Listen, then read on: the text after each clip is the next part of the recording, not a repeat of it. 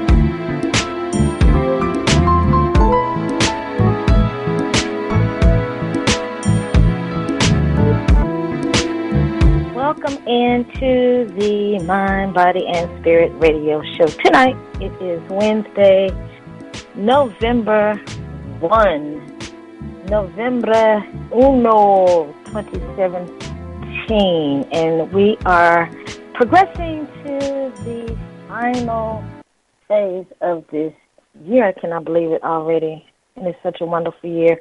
Southern Light will join us shortly, so don't become alarmed.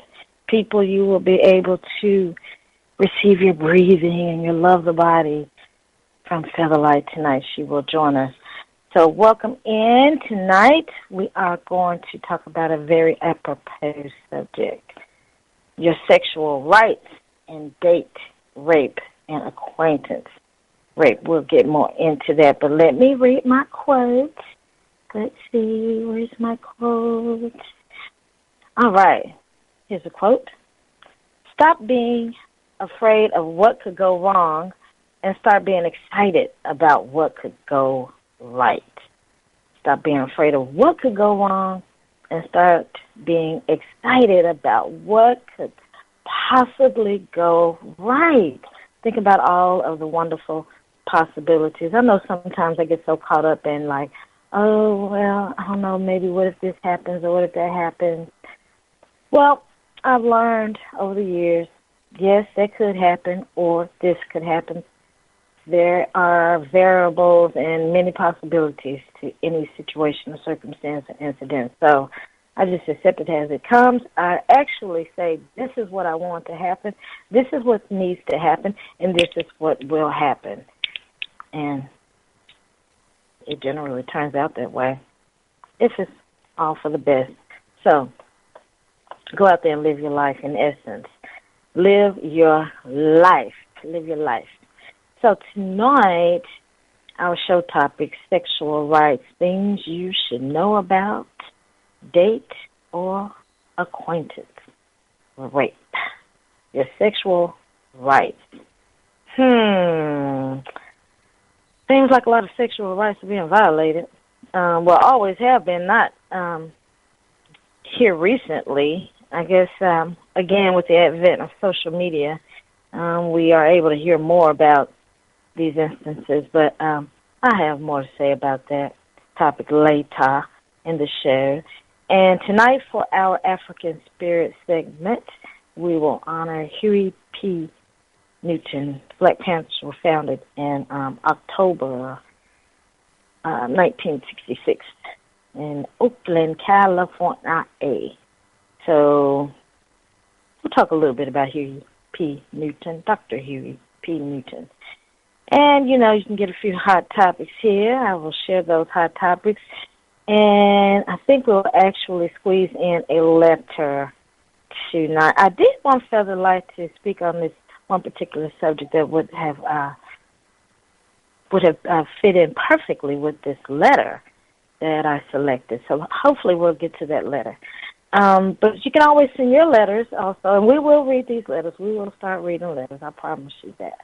You can send your letters to the Mind, Body, and Spirit Radio Show by just emailing us your letter, Mind, Body, Spirit Radio Show @gmail.com. You can also call in. We're here every Wednesday night 866-510-9025. 866-510-9025. You can call in and share your thoughts and commentary. I have to send out my condolences to the people in New York who were victims of this fatal car crash in New York. I have to say I have not had an opportunity to really read much on the story. I know that it happened. It came in my news feed, and I kept seeing the death toll increase. So my condolences to those loved ones, friends, family of those people. Tragedy happens. It is, I tell you, we're in some strange times. Strange times. Also, Fats Domino, Ain't That a Shame? What was that song?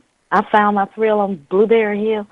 Fats Domino, Dominique Fats Domino Jr., Louisiana Creole descent, one of the architects of rock and roll music. He sold more than 65 million records between 1955 and 1960. He had 11 top 10 hits. He transitioned October 24th in Harvey, Louisiana. I recall hearing like his health began to fade after Hurricane Katrina. See, and this is what I keep sharing with people. After Hurricane Katrina, I remember hearing people talk about having the Katrina cough and all these weird illnesses and aches and things. And I tell you, here in Houston, people are having aches and coughs. People are calling it the Harvey cough. There's all this mold that's still ubiquitous here in the Houston, and it's here in the city, and it is horrible. It's horrible. I was in a neighborhood just this past weekend, and oh my goodness, these were some beautiful, beautiful homes. And as you approach them, they were all empty with X marks on the outside, just like after Katrina. Oh, my goodness. Namaste. Namaste. I felt it like. Namaste. Yes. Namaste. Some of them had black X's and some of them had red X's, and I wondered what the difference are. Yes, because there's like the creek and the bayou right behind many of those homes. And I mean, that's just like, I mean, that's not far from this area where we broadcast at all. I mean, it's not even 5 miles. Not even 5 miles. And that's a very short distance when you speak about Houston, having to drive 30 miles just to get somewhere else on the other side, wherever you're trying to go anyway. But so I felt like before you joined us, I was speaking about Harvey, and actually I was talking about Fats Domino. Fats Domino transitioned on with the ancestors October 24th, and I was speaking about how his health began to fade after Hurricane Katrina, which led me to talk about all the illnesses that people are experiencing here in Houston. So people, keep us in your prayers. Lord have mercy. We're already suffering from environmental poisoning here with all of these factories and everything up and down the highways, and they have the audacity to call this place green. Yes, some parts are green, but darn it, all of those factories over there by the port of Houston, oh, my God. Oh, all of those people over there, oh, my goodness. They're really suffering from environmental poisoning. But we are, too, because all the air floats over here. So would you like to share your quote? Yes, mine is pretty simple. It just says, fall in love with yourself. Fall in love with yourself? Fall in love with yourself. You fall in love with this person and that person. Yeah. Fall in love with yourself. take some time to fall in love with yourself. I like that. Some things that you enjoy, that is your spirit calling. You have a passion about. Treat yourself. Yes. Treat yourself. Treat yourself. Don't cheat yourself. We used to say that. Self do more for others than we do for ourselves. Absolutely. Absolutely. Thank you for sharing. Did you have another one? How are you going to say that one? I know you said so many wonderful things and quotes. Okay. Well, let me share this story. So I've been super busy, so I just actually heard about this story this morning, and I was just horrified after hearing the details. So this student named Chanel Rowe in Hartford, Connecticut, was a roommate with this other person named Brianna Ray Bruce, who was 18. So this Brianna Ray Bruce, this degenerate, was arrested Saturday, and at the time, Saturday, she was facing charges of third-degree criminal mischief and second-degree breach of peace after police said she boasted about rubbing used tampons on her black roommate's book pack, her bag, and contaminating her eating utensils, toothbrush, and other beauty products. Just disgusting. And so, just disgusting. My goodness. So she was in court Wednesday from these charges that originated with an Instagram post in which she stated, now see, this is what I keep telling people about this Instagram and social media, telling all your business, okay? I understand these little children, this is the world that they've grown up in, but let this be a lesson. All this little stuff that you do, you don't have to tell the world everything, but I'm glad she did because it got her a little nasty, but exactly where she needs to be. Brianna Bruce, let's think of a little nasty name for her, was in court on Wednesday. I can't think of one right now because I'm just so disgusted by this. She was in court Wednesday for charges that originated from her Instagram post, right? So she posted on her Instagram, let's see, after 1.5 months, spitting it in her coconut oil, putting moldy clam dip in her lotions, rubbing used tampons on her book pack, putting her toothbrush in places where the sun doesn't shine, and so much more, I can finally say goodbye to Jamaican Barbie.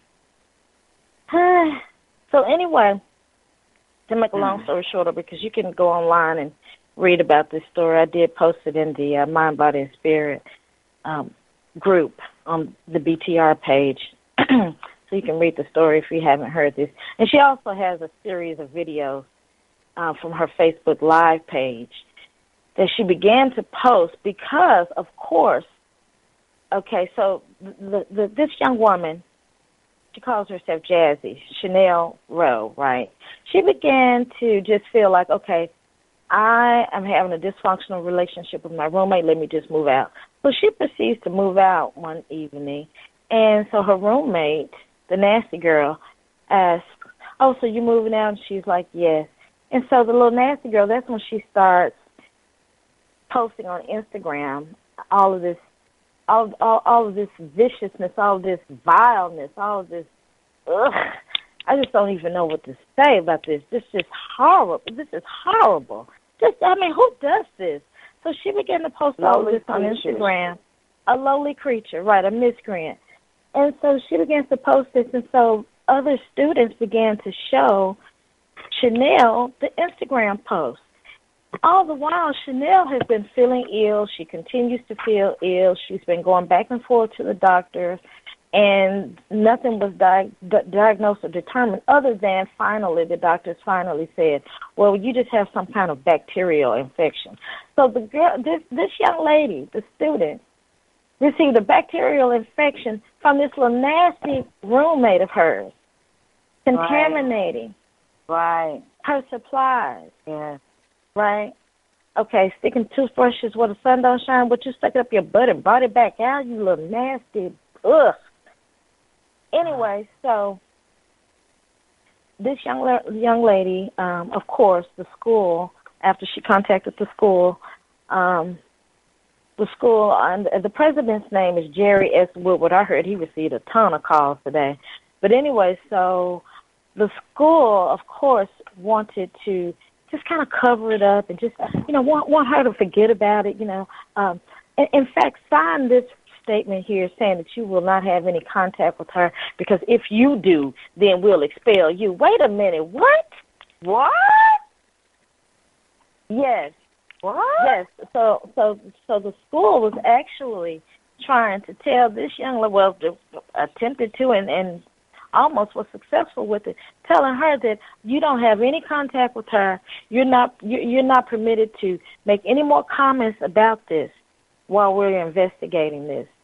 So this incident occurred, I believe it was October 18th, and then this nasty girl finally surrendered on the 28th, this past Saturday. So this young girl, Chanel, is saying that from the 18th up until now, nothing has been done. No resolve whatsoever. She can't make a move because they're constantly telling her that they're investigating this. Oh, that's right. Slick. And then tell her don't mention it. Don't say anything. Whoa. Basically, want to put a gag order on her. No. And I am so glad. Now, that's one thing I can say about this social media. We know how to use it when we really know how to use it. So she got on her little Facebook Live, and she started posting and telling the story and asked people to share it because she knew, thankfully, and this is how I say we have to raise our children, like Ida B. Wells said and did, you have to shame these people into action. Otherwise, they'll just try to sit back and cover it up like there are no blood stains on their hands or the hems of their skirts, knowing exactly they're just as guilty as sin. So anyway, the little girl, baby, like my grandmother used to say, wrong is two left shoes. So anyway, she began to post her story, and the videos went viral. People began to call the school. And so now this girl, as of this evening, around 6 or 7, the charge is escalated from this mischief that would not have even been a felony. Now she's possibly being charged with a hate crime. So we'll have to keep our eye on this story because, again, we have to protect our children. Now, some people say, well, she should have been at an HBCU. Yeah, but, they have things that happen at HBCUs also. What's important is we really have to protect our children. And I don't know if this case could probably or may be used to set precedents that since we are under these types of attacks constantly, the little student, the boy that was, where was he, in Maryland, and the guy walked up to him and stabbed him while he was walking down the street. If our students are in these hostile environments, then I don't think that they should have to continue to be subjected to some random pool whereas their roommate is selected. No, our students need to be able to select their own roommate. Otherwise, then this institution needs to make some type of accommodations for my child to have a room of their own, because I can't risk my child's life in your hands because this university is not taking care of my child. You're not providing a safe environment. And so parents need to really demand, and speaking of which, and then I'm going to get back on these hot topics, I cannot believe, I do not have children in school, but I just cannot believe that in some of these school districts, these schools will not dismiss your child. If you come to pick up your child, they will not dismiss your child if it's a certain if that time is within a certain window of dismissal. I don't care if it's 5 minutes to dismissal. Me, with my little one child or 6 children, is not going to disrupt this entire school dismissal. Right. If it is, then you need somebody else administrating, okay? because that's not too difficult to facilitate. Okay, so anyway, my child, you telling me I can't get I said, wait a minute. You mean to tell me the school tells you when you can pick up your child? I don't think so. I do not think so. So that lets you know right there that when your children go into those doors, that's confirming that they're boys of the state, in a sense. Because that doesn't even make no sense. You lose all rights to your child. But then you get money off my child in that school. Wait a minute now. Wait a minute. Yeah. You making money off my child in that school. Right. But then I can't come and have my child dismissed when I want to come pick that child up at 1:30 for a doctor's appointment, and the school closes, dismisses at 2 or whatever. So I'm just disrupting everything. Give me a break. Parents, step up and gain your rights back. I guess they probably say, oh, she talked that stuff. She don't have any children. I bet you if I want, first of all, I guarantee you at some of these affluent schools, when these parents come and say, hey, look, me and Billy have a flight to France at 1 p.m. and I need to dismiss him, I bet you they don't give all that. Well, no, man, you got to wait until so-and-so time before we dismiss. Please. Anyway, so I'm not even getting ready to play with these people. I'm really not. But anyway, so this story, you can read about it more online. So I hear that the charges have been escalated to possible hate crime, this degenerate, disgusting. Oof. That's all I can say about her. Oh. Degenerate, disgusting. Oof. Oh. Yeah. And also, don't forget that she took pictures of her roommate's mail and posted it. So that takes it up another notch. That's a federal thing. That should be. You tampering with someone's mail. That isn't that a crime? You can't tamper just like we can't tamper with. We can't place anything in a person's mailbox. So what are you doing touching on my mail? You thief. Right. I'm just like, are you serious? And so, I mean, the school actually tried to have this girl not speak on this. They tried to silence her. So the incident has brought about accusations of racism. Of course, the president is disgruntled about that. But so what? You should have taken care of the problem. And see, that gets on my nerves because this president was not willing to address this situation. It's just like, oh, whatever. And just like the young lady said in her video, if the roles had been reversed, if she was the culprit, the perpetrator, then it would have been. She guarantees it would have happened. This would have played out differently. She would have already been arrested and charged with the proper crime. And charged immediately charged with the hate crime. Yeah. My goodness. So anyway, I just wanted to share that story because she wasn't getting any attention until she started to post this Monday, and I just wanted to share that. And maybe we still need to call the school because, in my opinion, I agree with some people. What some people are saying, she should have. I think she was already on a scholarship, but her tuition, room and board, everything, accommodations, all should be waived and upgraded. Hell, whatever you can squeeze out of this damn school for not protecting you, young lady. Yeah, and then trying to shove it under the rug. Please. We've got to do better with protecting our children, though. We have to. And stop throwing them to the wolves. Definitely. I want to mention briefly the Texans finally took a knee. They took a knee because the quote-unquote owner of the Texans, Bob McNair, one of the owners, apparently made this statement in their meeting that they couldn't allow the inmates to run the prison. So, I mean, people have probably heard this.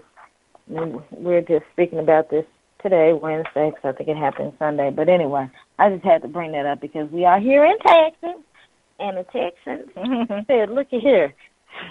You still take a knee. Well, you know what, guys? You can take a knee. But I would also say, in order to continue pursuing your dream, because I wouldn't want to tell anyone to stop pursuing your dream. In order to continue pursuing your dream, I would definitely see if I could trade to another team or something like that. Because, but you know, so many of them think like that. So many of them feel like I am the owner. So, what do you do? Where do you go? How do you handle this? How do you handle this? How do you work within a crooked, wicked, evil, insane, vicious system? I'm like Baba D. Gregory now. How do you operate within it? Or do you just operate outside of it? So I hope that Master P and Colin and Michael Jordan, you put up some of your little money too, and Magic Johnson, how about you, and Kobe and anybody else, some of these extremely wealthy people, a couple of these Nigerian oil people like that lady, I cannot call her name. She has more money than Oprah. I cannot think of her name. Her and some other people, please put together an NFL team. I will start watching football. So will I. I'll turn it on the TV. I may not watch it. I'll let you get some ratings on it. I'll pop my head in and say, "Oh, go, you go." But yes, please put together a football team. Please do. Like Master P said, the NFL needs a little competition. Why do they have to have a monopoly on everything? Yes. Let's go back to the Negro League. Go ahead on and create it. And then we'll buy some tickets. Right. What's his name? Ice Cube has some type of retiree NBA team, and I think the tickets are only like $27, $28. They wanted to make the tickets affordable so people can take a family. A real family can take their family. A working class family can take their family. Right. Anyway, so I think that's all I have to say. I don't even want to talk about those other low-down crooks being charged and indicted and all of that stuff, because this is what these people do all the time. This is the reason why many of them were placed on boats and sent over here in the first darn place, because you were charged and indicted for some type of crime, and they opened up the jails over there across the water and sent your butt over here to work and pay off debts. So it's nothing new. I keep saying this stuff. All of this is a Ponzi scheme. It's an illusion. So create your own reality. There you go. That's all I have to say on that. Yeah. I'm done. It's a wrap. Good night. We'll see you. Okay. So anywho, do you have any topics you'd like to share? Anything you'd like to share before we go into our topic for tonight? It was something I did have to say.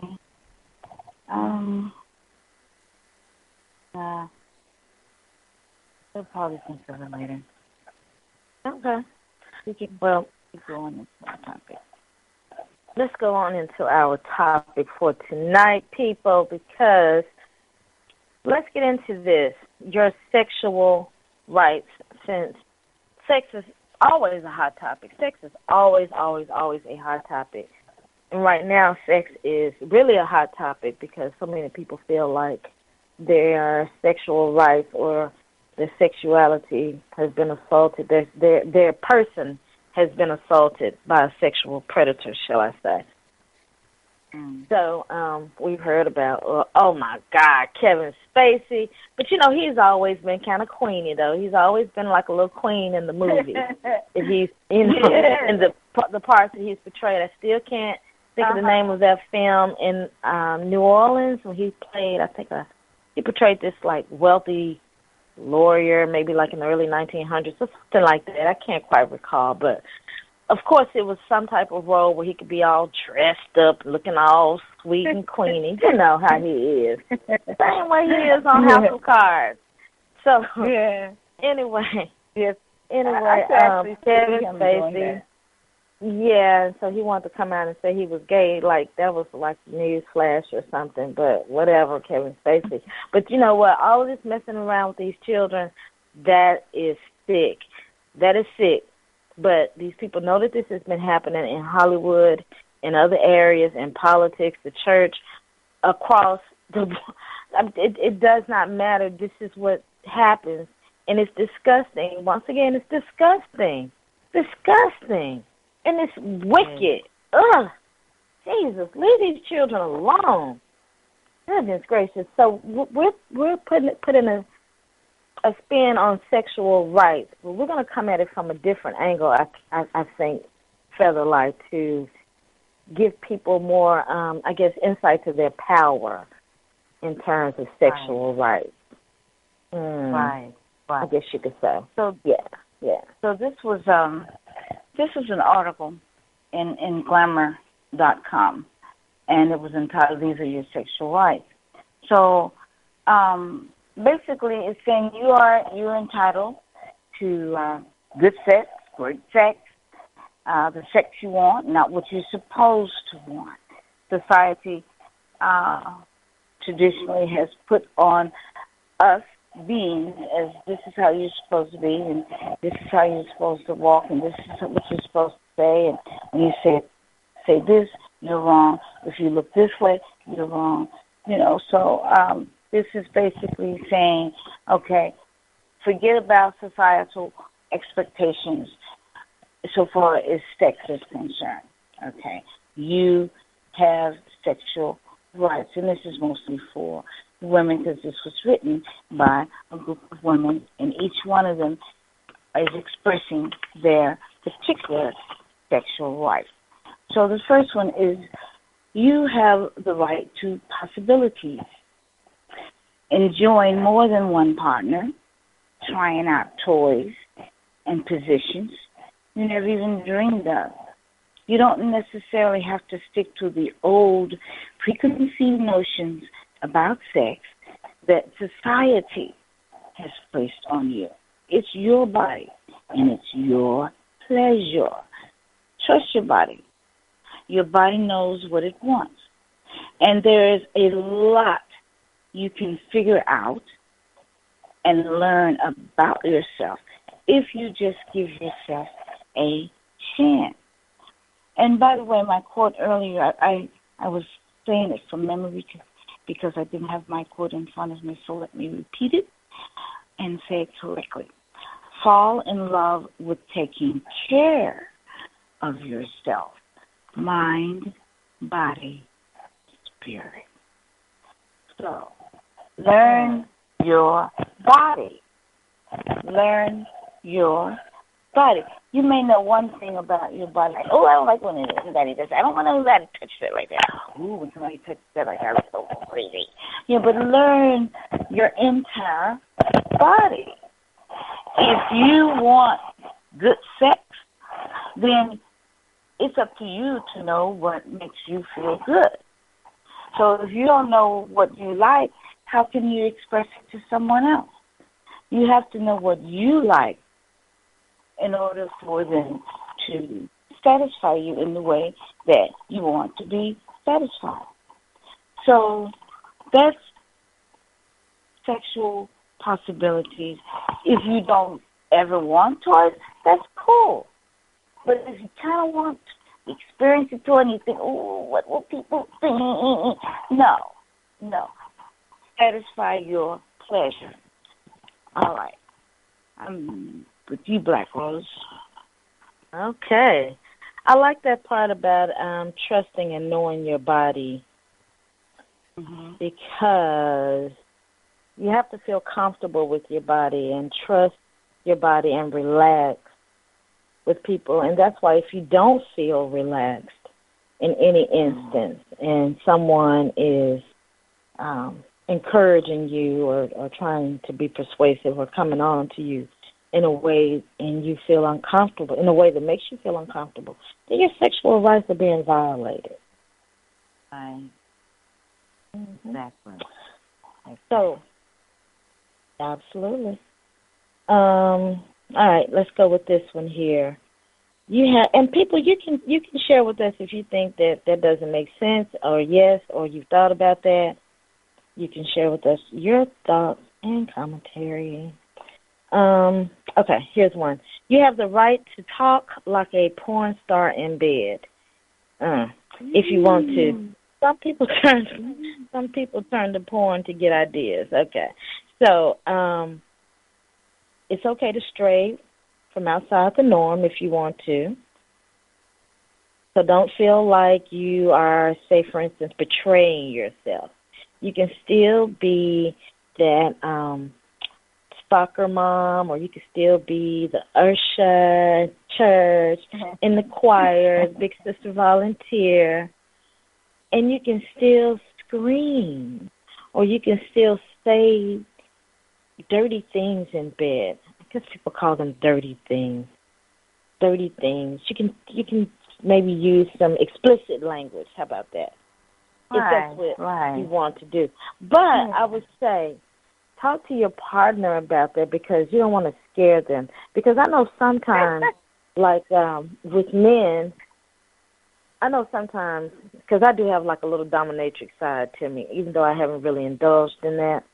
Maybe I will in the future. I hope so.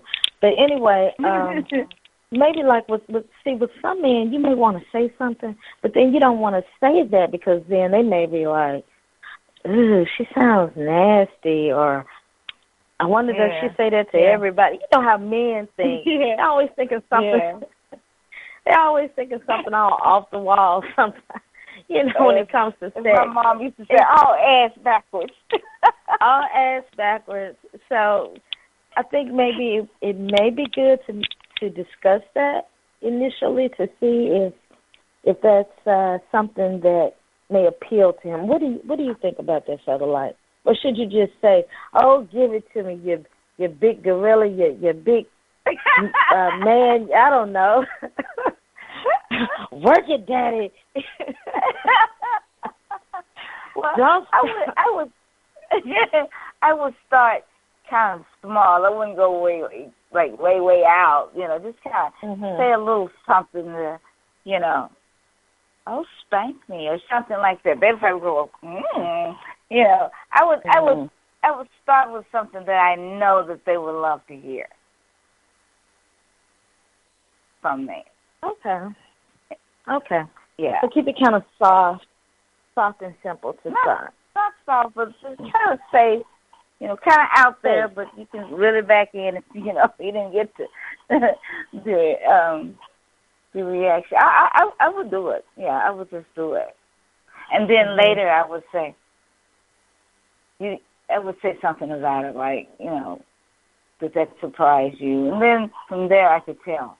With this response, from there you could tell. Okay. You want more of that? And that's communication. That's communication. Communication is highly important.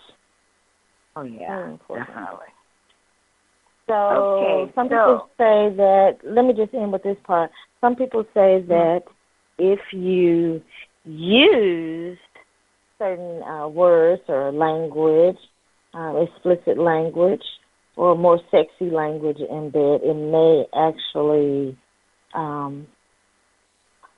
help your orgasm. Maybe you may have it more powerful. Yes.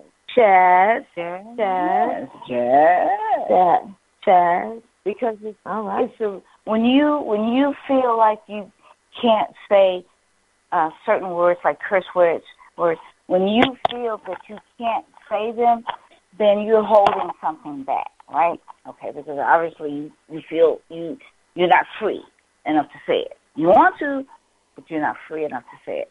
So that's actually holding something back. So when you release it, like a sneeze, when you release it, that feels good because you're releasing all your muscles and everything. So everything sort of falls into place. And you're like, ooh, it feels good to say that, So, yeah, I think it could help your orgasm. Mm-hmm. Are we in the part that says children should not? No, that's the next part. Oh, is it? This is the part. you put the children to bed. Because we're talking about orgasms. I'm going to really talk about orgasms. Oh, okay. Children should be in the bed. We are now going to from PG to maybe just a half of X. Not triple X. Speaking of the big O, you have the right not to be orgasm shamed. Oh, Lord have mercy. You have the right not to be orgasm shamed. Do I really? Do I have that right? Do I have that right? Yes, you do. You know what, women, we need to have a ceremony for that. And I know some men may not want to hear that, but okay, go ahead on and talk about this. Okay, so these are different writers, and this particular person wanted to share her story about the right not to be orgasm shamed. So she was having sex, as she says, with her partner, and in the midst of what she thought was great sex, he just suddenly stopped and said, "You ain't going to come anyway," and pulled out and walked out of the room. You ain't going to go anyway. You can imagine me either. But I'd be like, what? Where are my clothes? Oh, my goodness. Okay, so his actions gave her the impression that she was a waste of time because she didn't easily arrive at the zone, at the time that he thought that she should. Well, la-ti-da. So years later, she said it happened again with another partner. He stopped mid-thrust and said, "I don't know why you're not letting this happen. You're making this tough for me." Okay. Some men think that the curriculum goes up and down, up and down. But for women, guys, it's a different thing going on. It's a different engineering, okay? So it's a lot more complex than up and down. So some men feel compelled to take the ownership of a woman's pleasure, but no. So when she doesn't have an orgasm, then in a timely fashion, so to speak, they seem to take it as an emasculation, something against them. So no wonder many women fake it, to preserve their partner's manhood. That's why they've been doing it, guys, to preserve your manhood. But some women never got that memo. Some women don't fake. So as a result, they're made to feel as if there's something wrong with their vagina. I prefer to call it yoni. Your yoni is not broken. Okay? It's not broken. It's just fine. For some, it's just, your partners, it takes sexual maturity and finding that place, that position that you forgot was there, never discovered. Maybe a patient partner who's patient and wants to know, what is it that you like? What do you want me to do? And he's willing to try some some explorations here and there. And then another thing, you explore your body. So not everyone will be able to climax via the linga, or want to, for that matter. And that's cool and dandy. But remember, ladies, there is no room in your yoni for a penis and an ego. Okay? No, there is not. No, there is not. There is not. So speaking on this not having the O, I know for so many years and times for women, I've heard this over time for so many years from women, shall I say, that they did not experience an orgasm. And somebody talking about they feel sorry for these women. So we've talked about this a little bit before. I know that there has been a time when I didn't have an orgasm. I said a time because I'm not going to tell y'all how many times I had sex. Anyway, it's only been 2 times now. Anyway, so there has been a time when I didn't have an orgasm and I faked it and said, yeah, I did, and I didn't.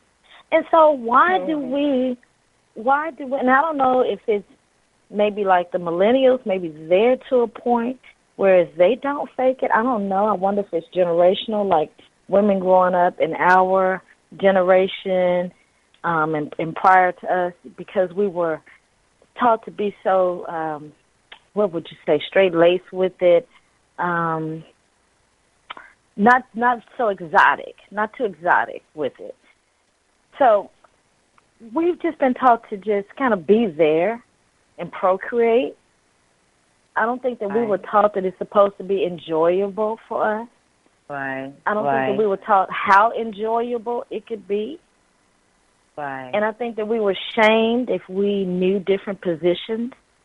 Because now, like, if you juxtapose that with, like, the Indian culture, different groups of those Indian women, they are taught at a very young age how to please a man in different Kama Sutra positions and things like that to help them with an orgasm or to help them produce a female child or a male child. Just all types of different positions for different effects and results.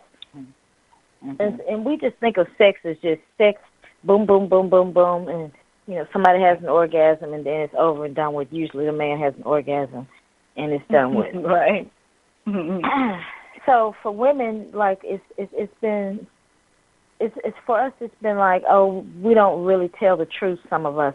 But I've heard that when you become 40, you feel like, listen, I'm grown, I'm an adult, I don't have time for playing and all of that stuff. Right. We need to get it in, get it on. Let's have some good sex because you're married with your husband or you have your partner.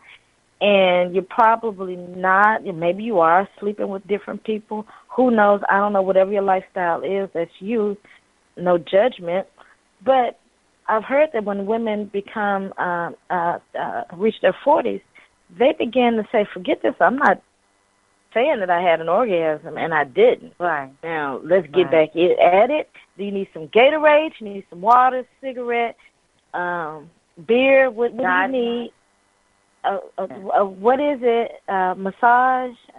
Do I need to dance? What? Okay, come on, because let's keep it exciting because I have yet to have my orgasm, and I would like to have one tonight. So anyway, I think that we as women deserve that orgasm. We deserve it.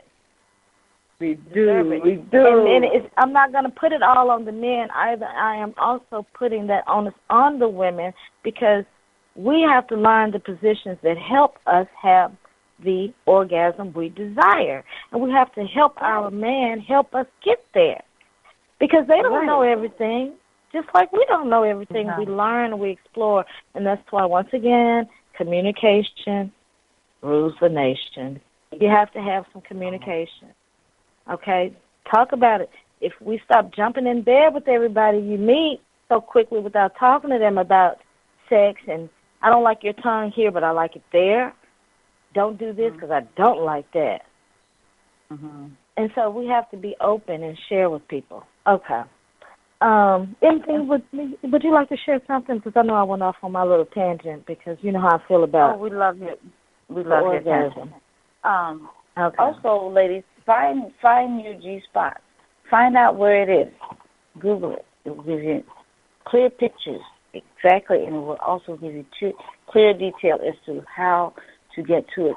So if you know where it is, then you could also help your partner get there, get to that point, so you can experience those fabulous. Okay. I don't know. So, all right. So let's see. You have the right to be submissive. Role-playing, being the submissive partner, taking orders, spanking because you've been a bad girl. But can we say this for men and women though? Because I think men and women need this. Yes, we'll make it for men and women. Okay. Men like spanking too.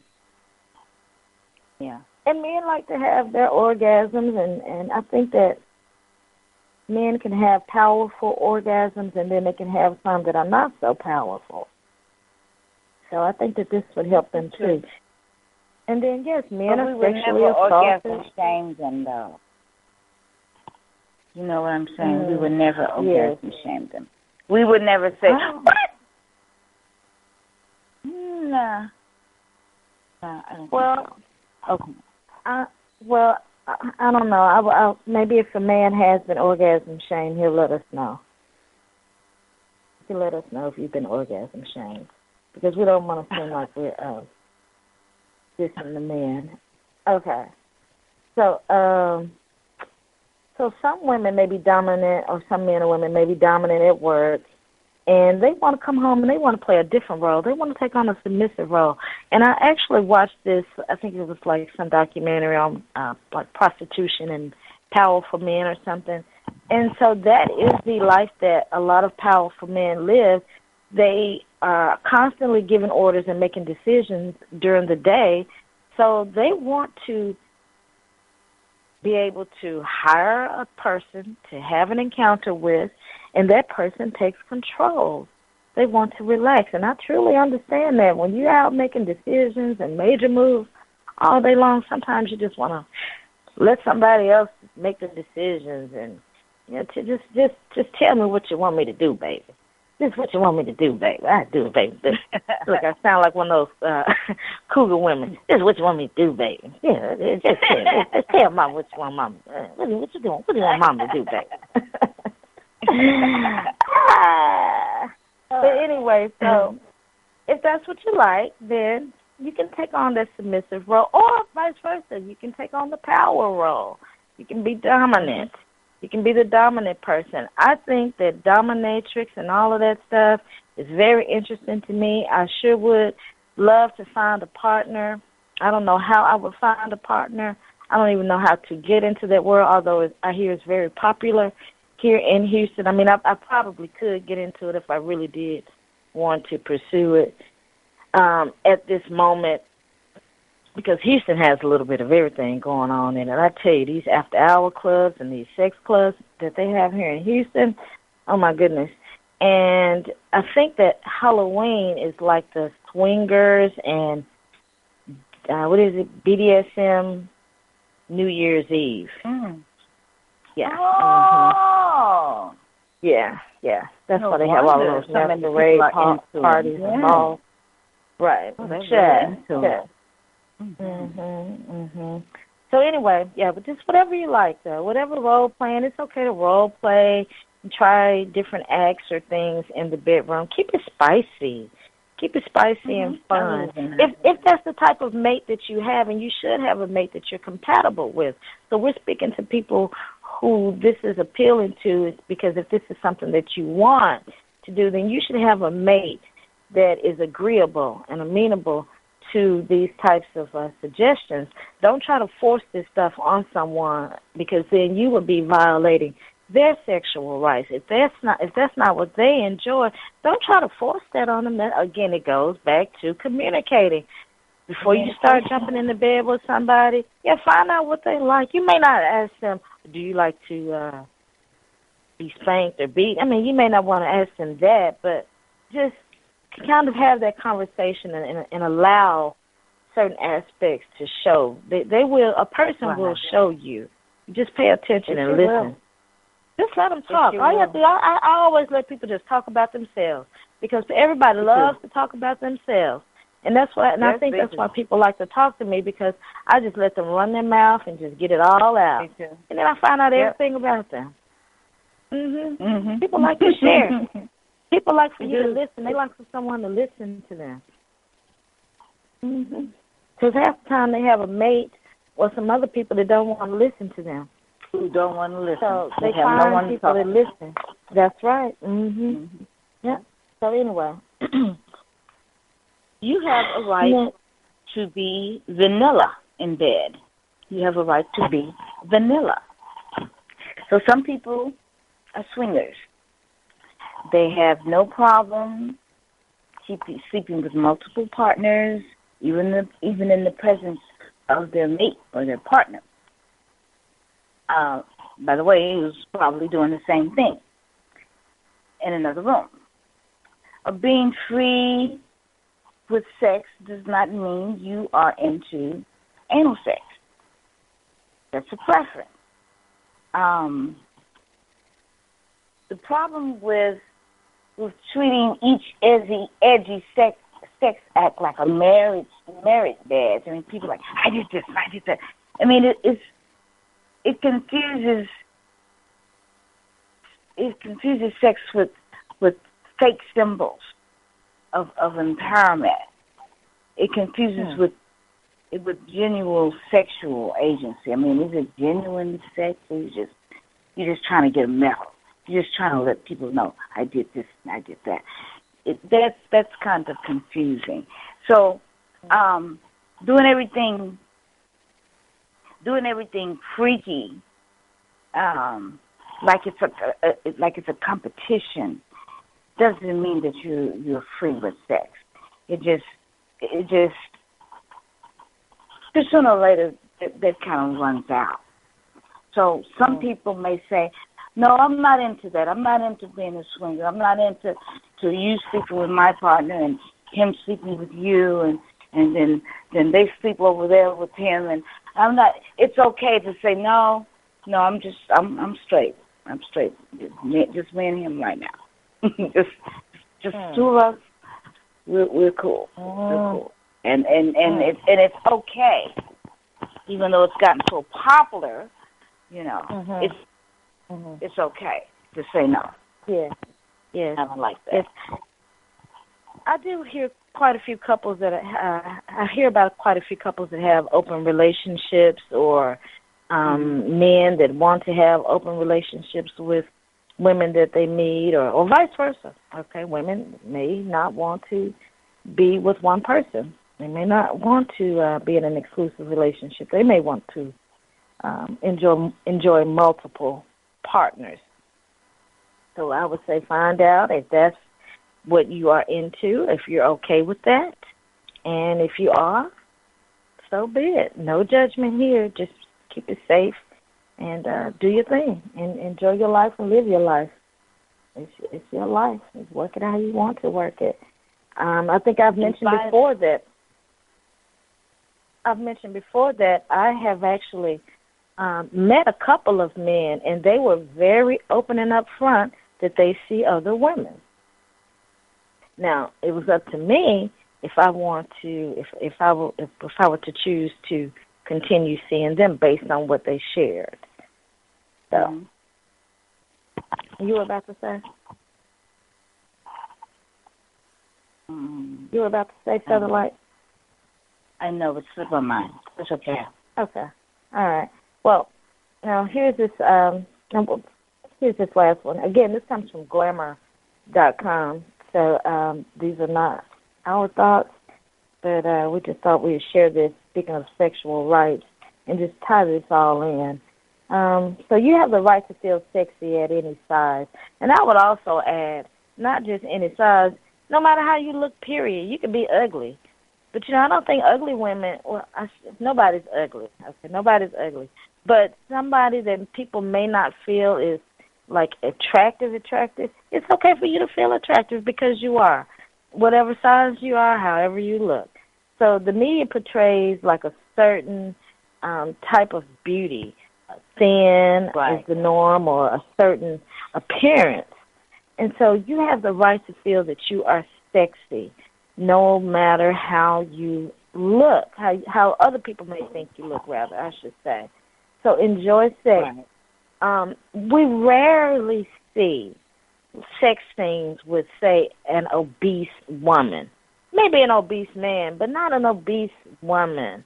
Right. I don't really see that too often.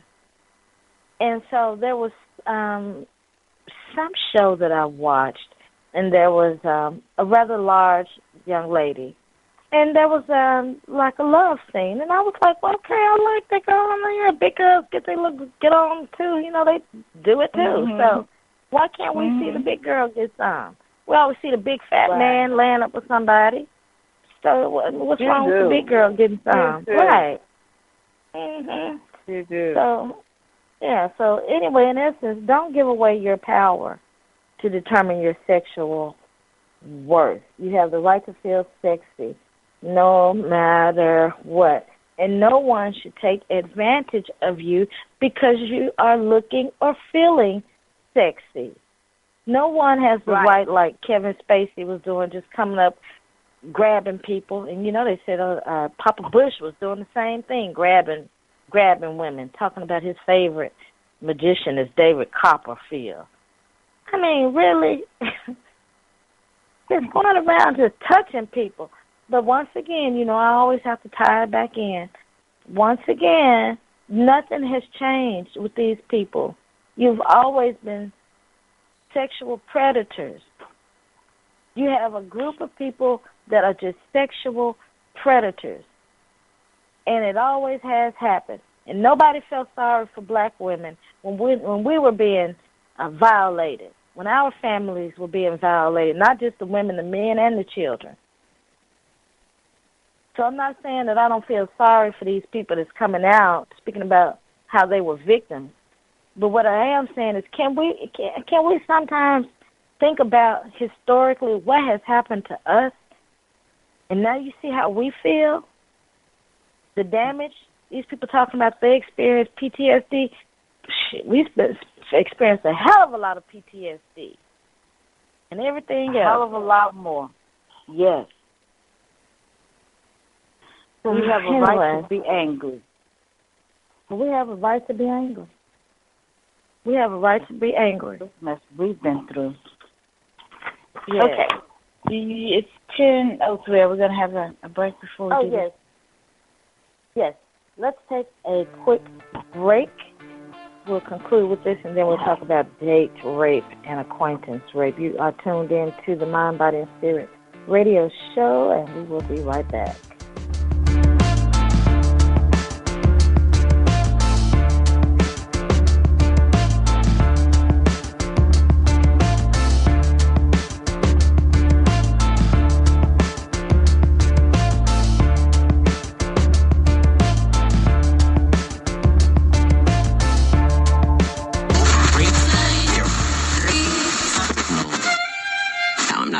Okay.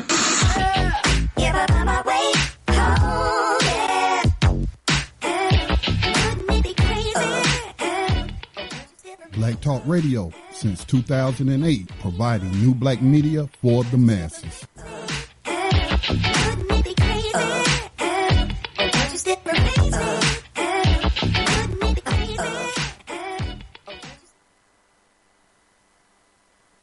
All right, we're back here at the Mind, Body, and Spirit radio show, and we are talking about your sexual rights and honoring your sexual rights. Do not let anybody violate you. These people have been violating people just constantly.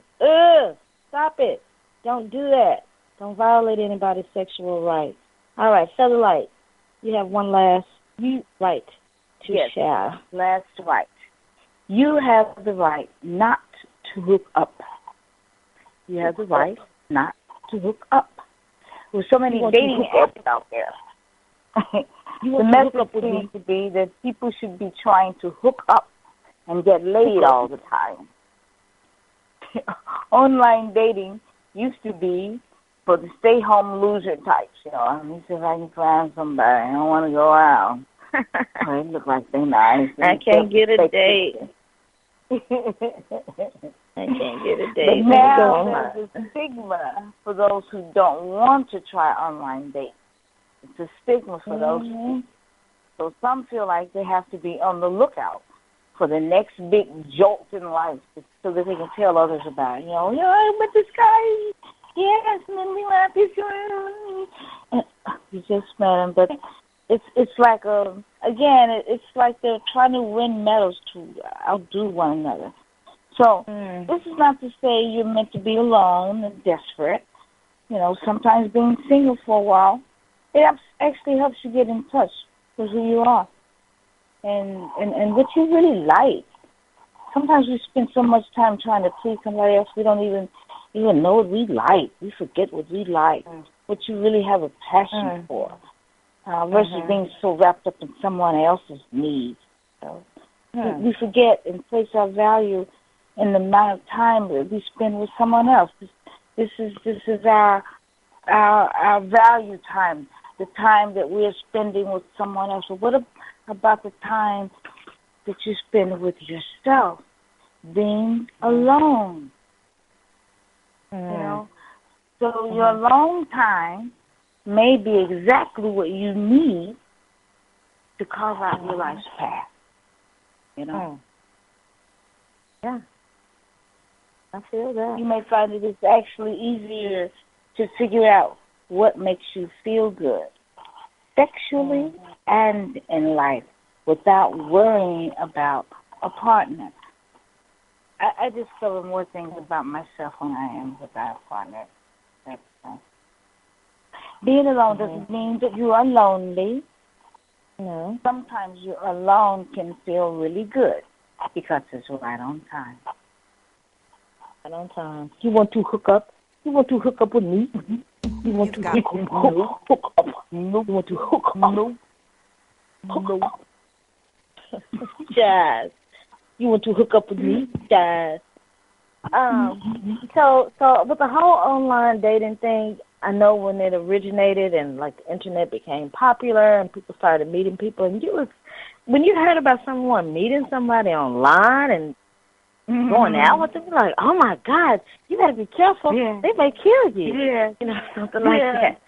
And then it just became normal because, full disclosure, I have actually signed up for an online dating service before, but I never followed through with anything.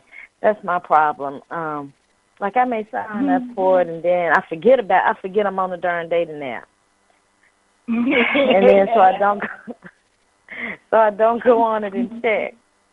So I want to say that a couple of times though I have gone out with some people that I may have met online because for some people like myself, my lifestyle, I'm so busy doing different things and I don't go out like to places for a lot of entertainment, like a bar or club, not as much as I used to. So I'm usually traveling from one place to the next or something like that. And I guess I really should start going out to more events so that I can meet people. I do say that, and I try to go to some places now. Over the past 2 years, I've been trying to increase my visibility for prospects. So, but I think that online dating is fine if that's what you want to do. It works. You can meet people. I've heard of people meeting people and marrying them. And so I think online dating is cool. And then if you feel like you have not found someone that interests you, it's okay to just sit back and wait and let that person find you.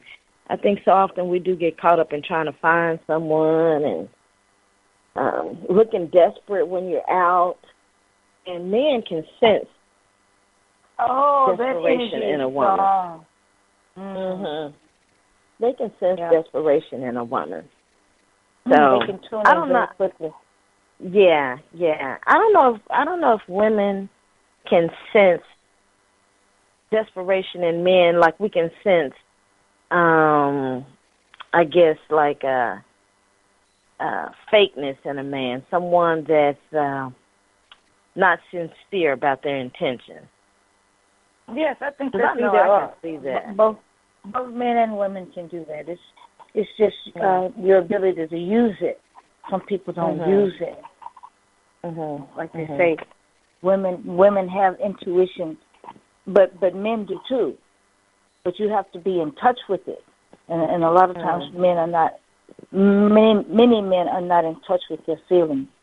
So if you're not in touch with your feelings, then you can't respond to your intuition, which is there. Everyone has it. Yeah, we do. We do. We all have an abundance of gifts as well. We just have to tap into it. Tap into it. All right, then. You want to move on to things everyone should know about date and acquaintance rape, because, again, so many people been raped out here. Lord have mercy. In the U.S., a rape occurs every 8 minutes. About 66% of all rapes are by someone the person knows, a friend, a boyfriend, relative, or other acquaintance. Date and acquaintance rape are both illegal. People who have been raped by someone they know have the same legal options as those raped by a stranger. Listen so up. date rape is when someone you've been dating forces you to have sex, whereas acquaintance rape is when someone you know but are not necessarily dating rapes you. Right. And so this person could just be someone that you may know in passing. This could be someone that you've been dating for months, years. But if you say no, right, it's no. it's no. It's no. And I think that maybe sometimes women may be confused too, and men as well. Even if you have a sexual relationship with someone, and if you say no because you just don't feel like it this particular time, and if they force themselves on you, that's still rape. Sure is. It's rape. And I just wonder, like, how many women have sat back and said, well, I can't report this as rape. I've been dating him for 3 years. We have sex every Saturday night. But this Saturday night, I just didn't feel like it.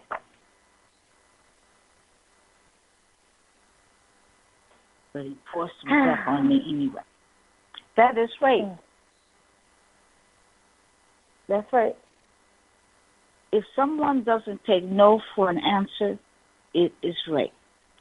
Everyone has the right to say no to sex at any time. Men can be raped also. About 3% of American men, or 1 in 33, have experienced an attempted or completed rape in their lifetime. 1 out of every 10 rape victims are male. I did not know that statistic. 1 out of every 10 rape victims are males.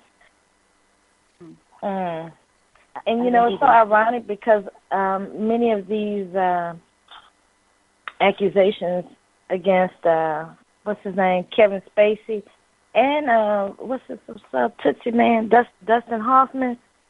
Yes. They've assaulted young boys. Young boys. Ah, my goodness. All right. So it's okay for men to speak up about it. And I think that after this whole Me Too, hashtag Me Too, when women began to speak about being sexually assaulted, and then some men got in on the hashtag and saying and began to say Me Too, I applaud those men. I applaud men for speaking up and saying, you know, either I've been assaulted or I know someone that has been assaulted, and it happens to men. We just don't speak about it because of the stigma. Right. So you have the right to say no. If you have been kissing or if you are dressed in sexy clothes, you have the right to say no, even if you have had sex with this person before, as we said. No always means no. Sexual excitement does not justify forced sex. I remember I had to tell this guy in the middle of his forced sex, almost forced sex, as he's trying to rip my clothes off me, I'm telling him, okay, you know, and I had to just say it calmly like this, okay, so you know that at this point this is rape. And that's all I said. I just looked at him, and finally he stopped. Well, he stopped right after that. because I don't think he understood that was rape, because I kept saying no, and I kept fighting him off, and he kept trying to take my clothes off. I'm like, this is rape. At this point, this is rape. In other words, when you get through doing what you're doing, I'm going to get up, I'm going to go straight to the police station, and I'm going to file some charges. And I'm going to call my daddy, and I'm going to call my uncles, and I'm going to call my cousins. But anyway, so Pookie and them, and all of them.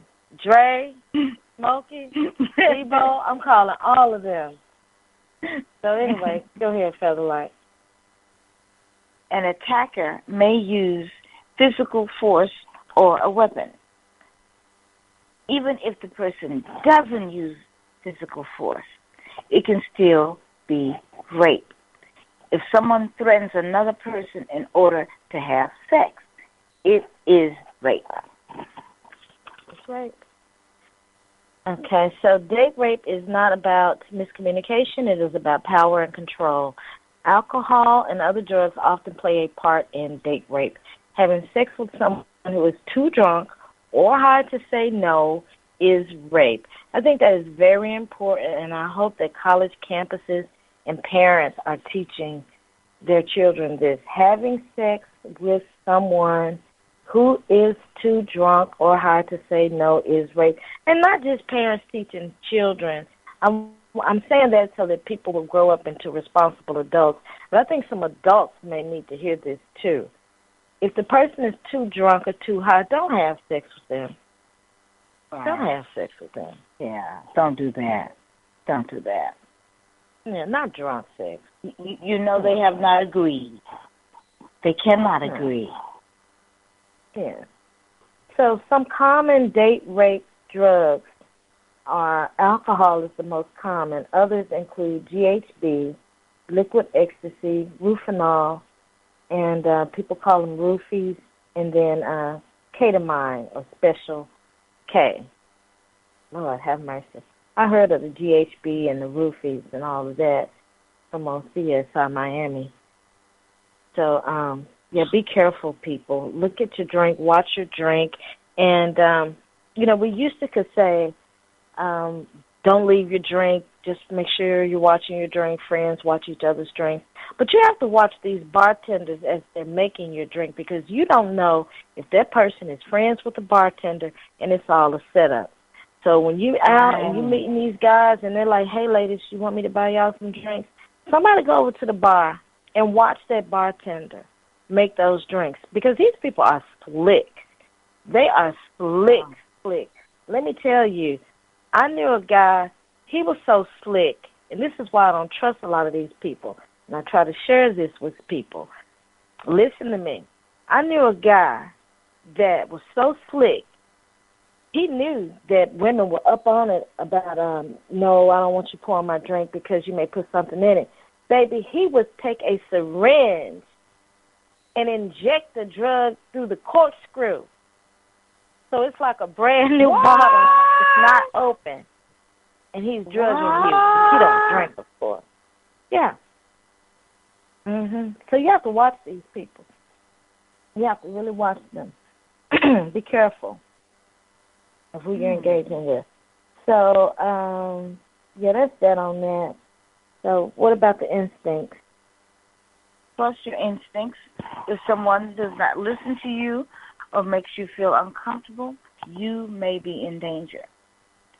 If you're going on a date with someone you don't know, well, meet them in a public place. Don't have them come over to your home and pick you up. Don't ever do that. Always drive your own vehicle and drive it to some place that's public. So when you're ready to go, you can go. Yep. You can go. Call your Uber or whatever you have to do. Cab, bus, just have your own transportation. I remember what we used to do is when we were coming up, we were always told to make sure we had a dime, then it went up to a quarter, for the phone booth, so you can call a ride home. So that's what we were told. Make sure you have your dime. Make sure you have a quarter. so you can call for a ride home. Right. Then, when you got older, it was like, make sure you have enough for your cab fare home just in case you need to get home. So, but anyway, yeah, make sure you can get up out of there, escape. If someone is pushing you to have sex when you don't want to, say no clearly. Move away from the person. If you feel uneasy, yell for help. If you can get away, get away. Sometimes it's not safe to resist rape. The rape is still not your fault. Wait a minute. Sometimes it's not safe to resist rape. Right. I don't get that. Sometimes it's not safe. They may have a weapon at your neck.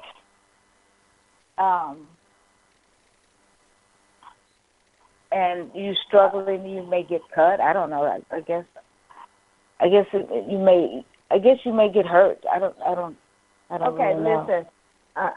I'm scratching that one. I'm not going with that. Sometimes it's not safe to resist rape. I'm going to try to resist. I'm going to keep on resisting and resisting.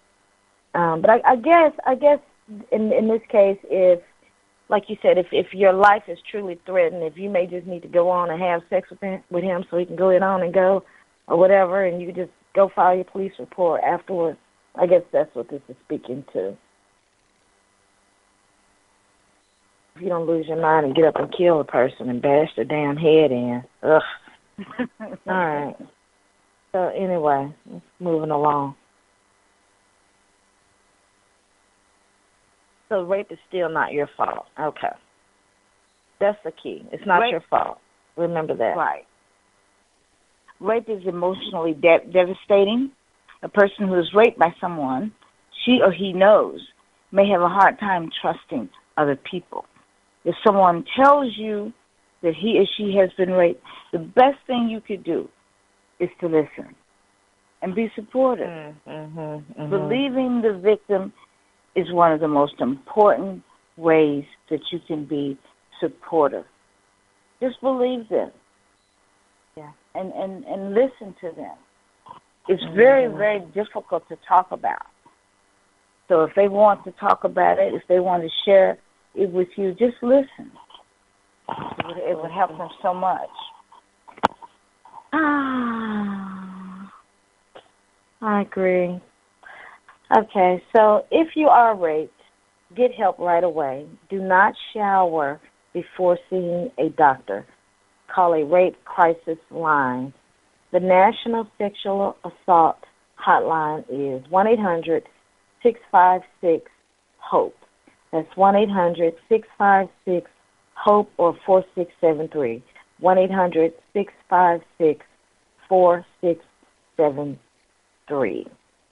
And then there's the 24-hour RAIN line, and it's the world's largest anti-sexual violence organization, rather. And you'll get help. You'll get help about your feelings and medical care. So they'll give you some direction. They'll sit and talk with you, and will help you through the process. Yeah, help you through it. Because you've been violated. You've been violated, and goodness gracious, that's a horrible feeling. Above all, again, remember that you are not the guilty person, and you have nothing to be ashamed about. Your rights have been violated, and that needs to be understood. No one wants to be raped. Rape is never, ever the victim's fault. Never, ever. Never. So we wanted to share this because so many people have been coming out about their sexual assault experiences, being sexually assaulted by different people. And it's important for us to learn how to respect our sexual rights in terms of enjoyment and what we do not find pleasure in. If you don't find pleasure in someone groping you, touching you, speak out about it. Do something about it. If you see someone that is a predator, speak out about it. All of these people in Hollywood have been knowing that all of this have been going on. Hell, I don't even live in Hollywood, and as long as I can remember, we've heard about the casting couch, so it's no secret. Oh, yeah. Why? It's not a secret. So this has been going on for decades, and it's been allowed. It's been customary. It's normative. But I am glad that people are speaking out about it. I am glad that they're speaking out about it, as they should. But I tell you, I wish that people were in a position where they didn't feel like they couldn't say anything about these so-called powerful people. That was heartbreaking and egregious. Mm-hmm. Right. All these years they've kept quiet. Right. And they knew about these people. Mm-hmm. They knew about these people. So,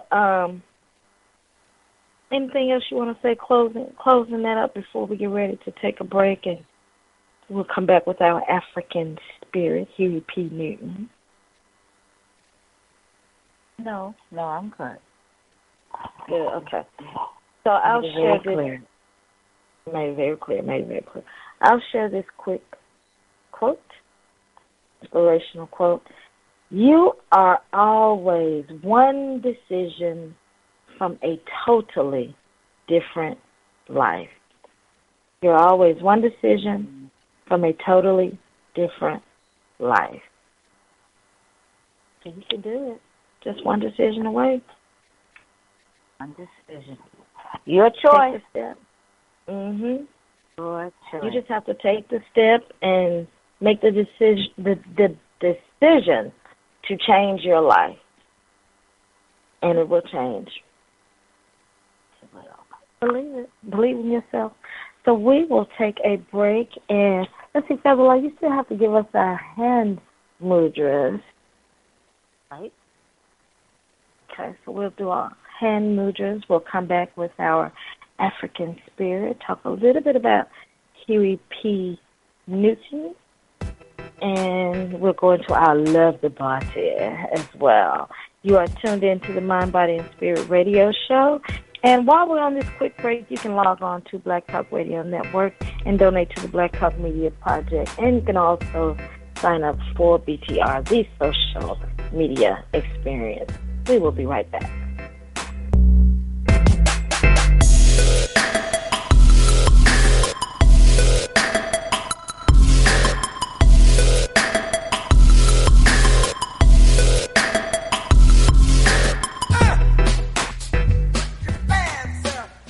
Make Black Talk Radio your choice for digital black radio. New black media for the new millennium.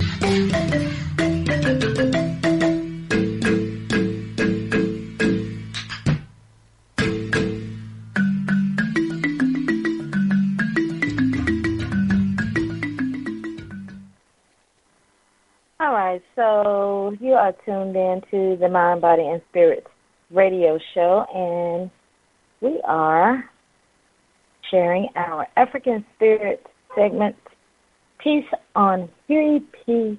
Newton. If you're just tuning in, Huey Percy Newton was an African-American political activist and revolutionary, who along with Bobby Seale co-founded the Black Panther Party in October 1966. He was born February 17, 1942 in Monroe, Louisiana. I want to say that Monroe, Louisiana is also where Queen Mother Moore is from, if I'm not mistaken. I know it's Louisiana, but I want to say Monroe. There's a lot of history in Monroe, Louisiana, over there in that area. He died August the 22nd, 1989.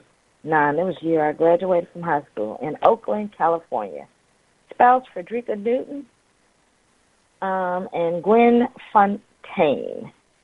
He was married to Frederica Newton from 1984 to 1989, and Gwen Fontaine, 1974-1983. So he was the youngest of 7 children of Amelia Johnson and Walter Newton, a sharecropper and Baptist lay preacher. His parents named him after former governor of Louisiana, Huey Long. And in 1945, The family migrated to Oakland, California, as part of the second wave of the Great Migration of African Americans out of the South to the Northeast, Midwest, and West. Now, growing up in Oakland, Newton stated that he was made to feel ashamed of being black. In his autobiography, Revolutionary Suicide, he wrote, "During those long years in Oakland public schools, I did not have one teacher who taught me anything relevant to my own life or experience. Not one instructor ever awoke in me a desire to learn more or to question or to explore the words of literature, science, and history. All they did was try to rob me of the sense of my own uniqueness and worth, and in the process nearly killed my urge to inquire." I believe you, Huey, because guess what? I felt the same way, and I know that so many other students, and particularly black students, we felt like that in school. We felt completely left out of history, of civilization, starting my existence off as slave around some darn plantation. Anyway, as a student at Merritt College in Oakland, Newton became involved in politics in the Bay Area. He joined the Afro-American Association, became a prominent member of Phi Beta Sigma fraternity, Beta Tau chapter, and played a role in getting the first African-American history course adopted as part of the college's curriculum. He read the works of Karl Marx, Vladimir Lenin, Frantz Fanon, Malcolm X, Mao Zedong, and Che Guevara. During his time at Merritt College is when he met Bobby Seale, and the two organized the Black Panther Party for Self-Defense. In October of 1966, Seale became the chairman, and Newton became the Minister of Defense. The Black Panther Party was an organization working for the right of self-defense for African Americans in the United States, and many of the beliefs were greatly influenced by the Honorable Malcolm X, El-Hajj Malik Shabazz.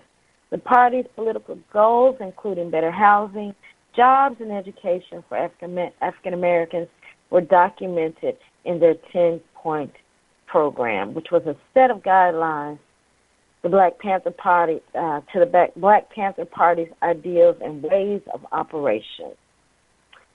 So Newton and the Panthers started a number of social programs in Oakland, including founding the Oakland Community School, which provided high-level education to 150 children from impoverished urban neighborhoods.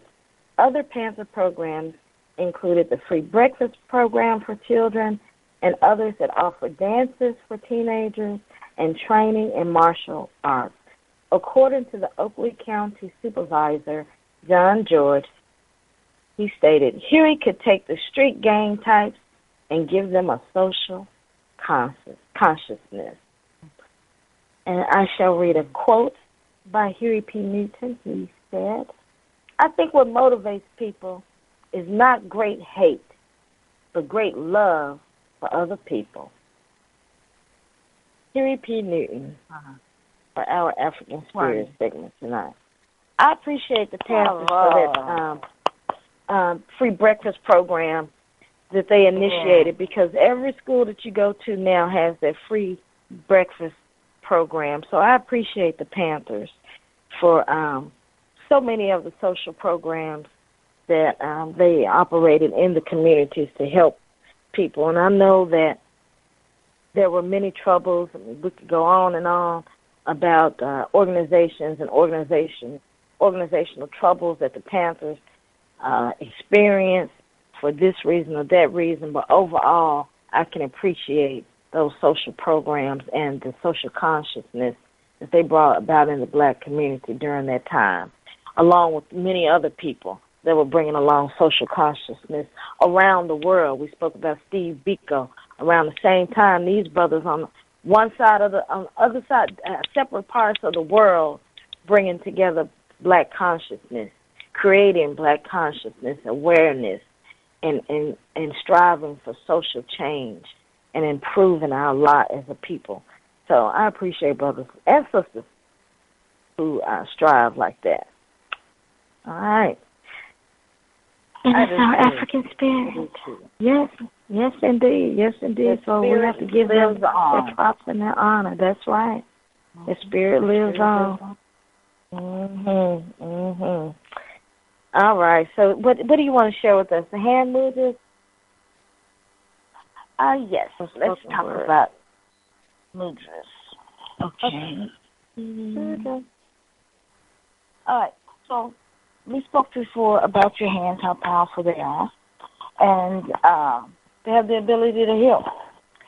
So have you ever touched someone who was sick or just down, and you could feel that spark of hope in them with your touch, or you took someone's hand in yours and you put your other hand on top of it, and you just knew that they felt instantly better just with your touch.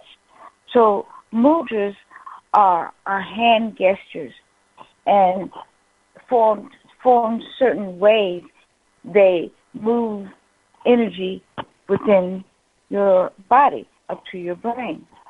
So a very simple but powerful mudra that many people use every day is the prayer mudra.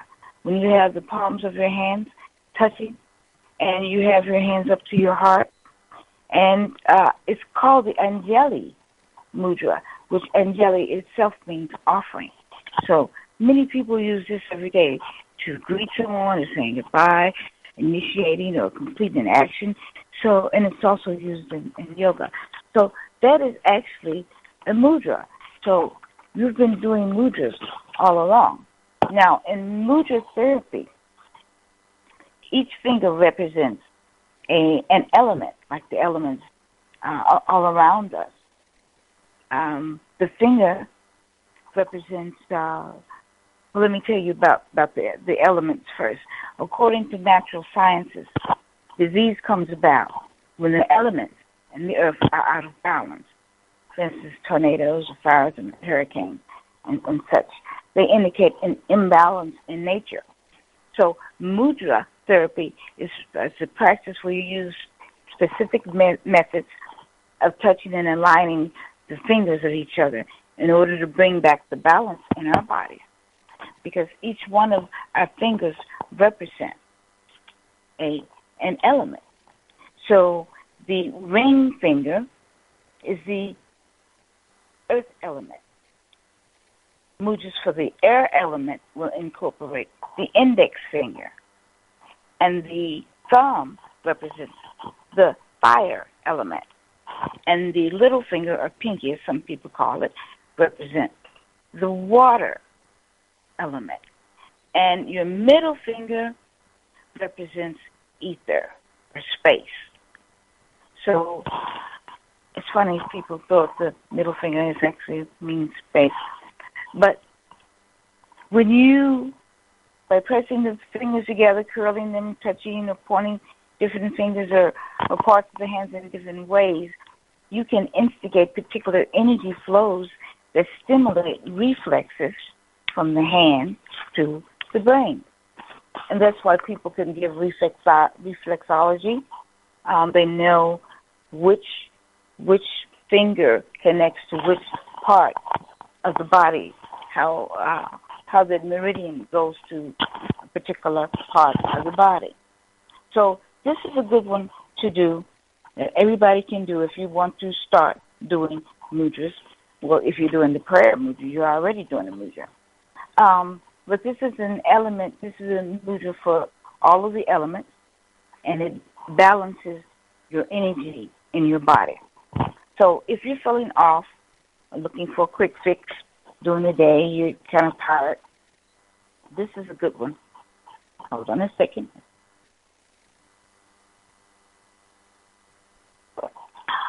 Okay, had to take the sip of water. Okay, it is a set of 4 mudras. So, mudras are best done with both hands together. So, what you do is, first on both hands simultaneously, touch the tips of your thumb and your index finger. So do that now. We're going to do this together. Take the tip of your thumb and touch it to your index finger, your pointer finger, as some people say. And basically, you would hold this there for 5 seconds, but we're only going to do a couple of seconds. I just want to demonstrate it to you. Now take it in your thumb and touch your middle finger. Then touch your ring finger. Then touch your pinky finger. So each touch would last about 5 seconds. And then you hear, and then you feel the connection, okay? So you would do several rounds of this until your breathing was slowed, or you're ready to return to your day, or drift off to sleep, because it balances you. So you can do this anywhere. You can do this while you're standing in the line at the store. You can have your hands in your pockets or out. And it's a good mudra that you can do anytime. And it also helps to quiet your mind because you're concentrating on doing the mudra. So that's why I wanted to share with you and love the body. All right. And I've been practicing different mudras now that I've learned exactly like what the hand position means or the effect that it will give your body when you position your hands in those certain mudras. Very, very, very, very, very, very intriguing. I did not know. Because you see, like, the Buddha sitting with a certain, the ring, not the ring finger, the index finger and the thumb. That's such a common one that we've seen. And the prayer, I didn't realize that was a mudra. Right. The prayer hand. Right. But, all of the other different mudras to help with your cognitive abilities or weight loss or certain mood or something like that, or illness, to heal your spine or liver. Yes, anxiety. So the mudras are very important, and I think it's some of those, what would I say, just some of the esoteric information that it's actually been hidden from us for far too long, and it's time to regain that knowledge and information so that we can become powerful again. So thanks for sharing that about the mudras. You're welcome. Yay. The mudras. All right. So what do we have, a spoken word? Are you giving us the train? The train. I don't want to do the train. Do I want to do the train? Let's see. I was going to share my my letter, but I guess I'll do the train. Okay, so that's called Is That a Train? So this is a story. This is a story of a man at the train station. A man was at the train station about to walk across the tracks after obviously a long, hard day. He was a fine-looking man, dressed to the T, sharper than Dick was when Hattie died. To look at his attire, you'd think he didn't have a problem in the world. The little rascals would say everything was okay. As he began to make his way across the tracks, headed home, I suppose, he heard a faint whistle in the distance, like the sound of a train. He stopped, peered down the track, and thought, that couldn't be a train. It was a small town, and another train wasn't due for a while. Maybe next year, next month, but not today. But it sure sounded like a train. The man continued to walk slowly across the track, carrying his bags, which were a bit heavy. After a few more steady steps, he heard the sound again, only it seemed louder, closer. The well-dressed man put down one of his bags, removed his hat, and scratched his head as he strained to gaze down the empty track. Why would a train be coming at this time of the day when there's no schedule for a train? Someone could get hurt, like the last time. Doesn't make sense. He pondered on this for a moment and then picked his suitcase back up and straightened his hat. This is crazy. He thought about picking up speed, but his shoes were a little too big, and it was a little warm, and he still had on his jacket and plus a tie. Besides, he really wanted them to take his time and not break a sweat. He was looking pretty good. A train didn't have any business coming on this track now anyway. So he continued at his regular pace. There is no train. Why would there be? Nobody's at the station. Must be his imagination. The track was pretty wide, as this had been a popular station at one time. So he was only about halfway across when he heard another loud whistle. Definitely a train whistle. Oh, shit. That's a train, and it's coming fast. He couldn't tell which track it was on. The sweat was blurring his vision, and he began to struggle with the bags, and one of his shoes came off as it got stuck between the tracks. He could hear and see the train clearly now. He didn't know whether to turn back or try to make it across to the side before it got smashed to smithereens. Should he drop the bags and lose the other shoes? Who's driving that train anyway? And who authorized this sudden action? Why didn't they let me, the tame folks, know ahead of time? Do they not care that people could get hurt and children could get hurt even? This is just heartless. It doesn't make any sense. Not even supposed to be coming. If I make it across this track, I'm going to investigate this whole crap, have some meetings, and come up with some ideas. Maybe put someone else in charge of the train schedule, so I'll know when to prepare. But I better do something now, quick, and in a hurry, because it sure is coming fast. And damn, it's big. Namaste.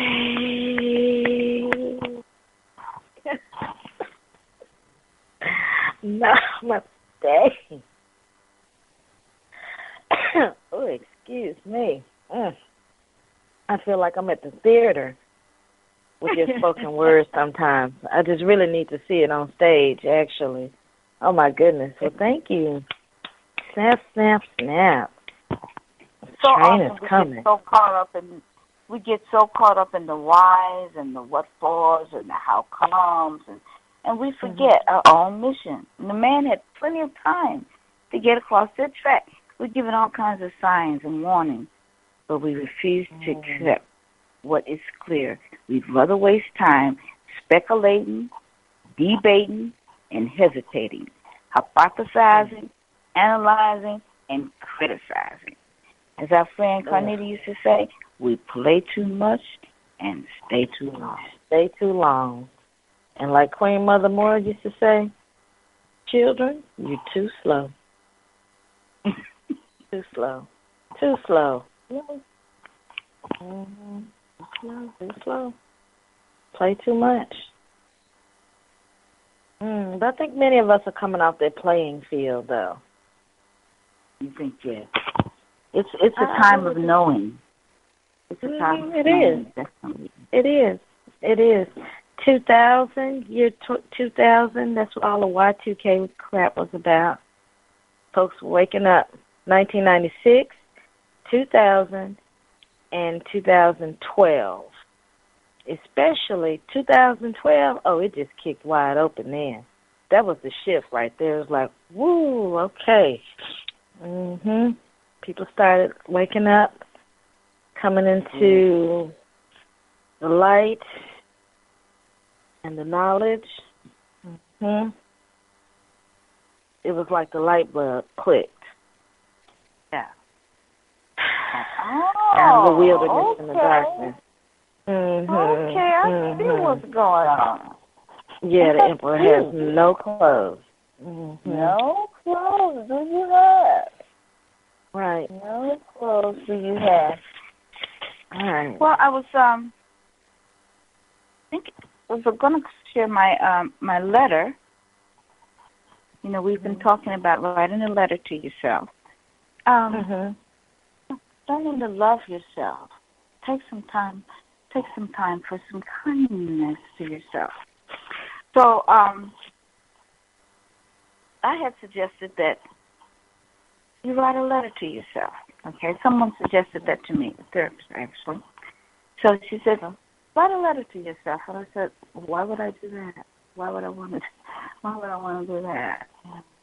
But I went ahead and did it. So I'd like to share this. Okay, it's called I'm Falling in Love. I'm falling in love with someone I've known all my life.